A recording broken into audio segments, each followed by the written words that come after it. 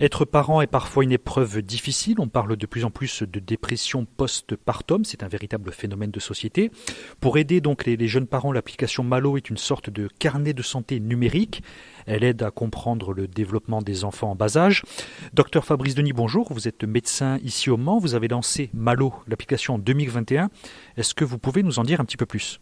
Oui, bonjour. C'est effectivement un carnet de santé numérique qui permet de mettre à disposition des parents des questionnaires pour leur permettre de suivre la croissance, le développement de leur enfant et aussi de les accompagner dans la parentalité, toute cette transformation en termes de qualité de vie, en termes de sommeil, de nutrition, etc., auxquels ils ne sont pas nécessairement préparés. Et donc cette application a été vraiment développée pour faire de la détection précoce d'anomalies du développement de l'enfant. Et pour cela, on l'a démontré au travers de plusieurs études cliniques qui montraient qu'on gagnait plusieurs années dans le repérage précoce d'anomalies comme les troubles de la dyslexie, dyspraxie, dyscalculie, mais aussi les troubles du langage, voire les troubles du spectre autistique, de l'hyperactivité. Donc on gagne plusieurs années dans le repérage et surtout, on a montré très récemment dans une étude qui va être prochainement publiée que près de 30% des dépressions du postpartum peuvent être évitées en utilisant cette application parce qu'elle analyse la santé mentale, la surcharge mentale liée à cette nouvelle parentalité pour les mamans et elle les accompagne en leur donnant des conseils, en les intégrant dans des forums de discussion, en leur faisant partager des témoignages de mères qui ont eu ces problèmes. Et donc, on évite cette pathologie dans près de 30% des cas, ce qui est important puisque ça représente 20% des mères avec des risques parfois compliqués qui en plus altèrent le développement de l'enfant.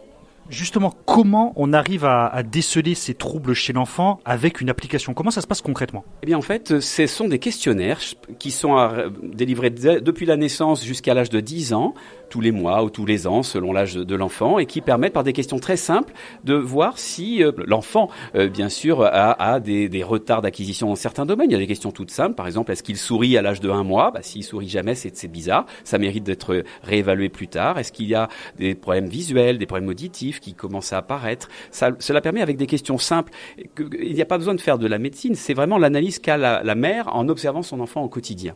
Et là, on a ensuite des alertes qui vont crescendo, demandent des confirmations. Ah tiens, il marche pas à tel âge, on va revoir d'un mois après si ça s'améliore ou pas. Et puis au bout d'un certain seuil, des alertes suggérant de consulter le médecin ou le pédiatre sont lancées.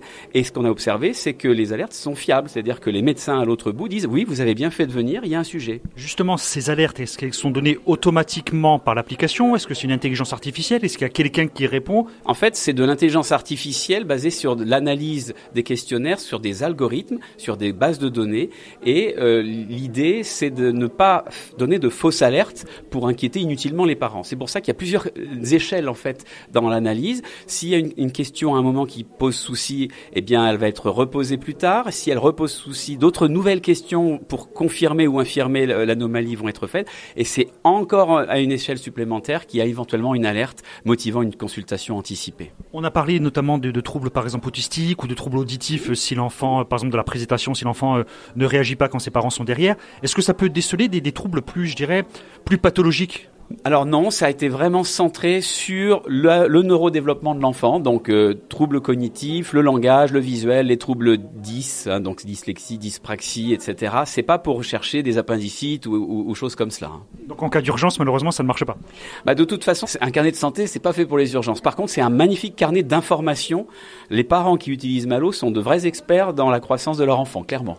Vous avez déjà quelques résultats probants, c'est utilisé depuis juillet 2021, notamment dans le Nord ? Oui, alors on a 120 000 familles qui l'utilisent, avec des taux de satisfaction très élevés, plus de 4,5 sur 5 sur les différents stores, et puis surtout ces éléments de preuve clinique. On a montré qu'on raccourcissait de 5 ans l'âge de repérage des troubles du spectre autistique, au lieu que ce soit 6 ans et demi en temps normal, là on est à 1 an, on commence à avoir des repérages.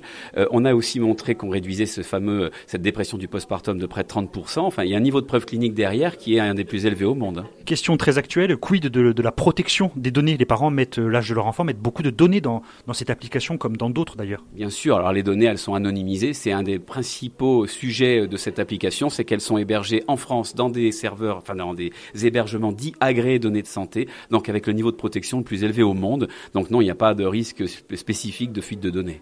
La municipalité de Champagné a investi 9 500 € pour que 200 parents puissent profiter de l'application Malo.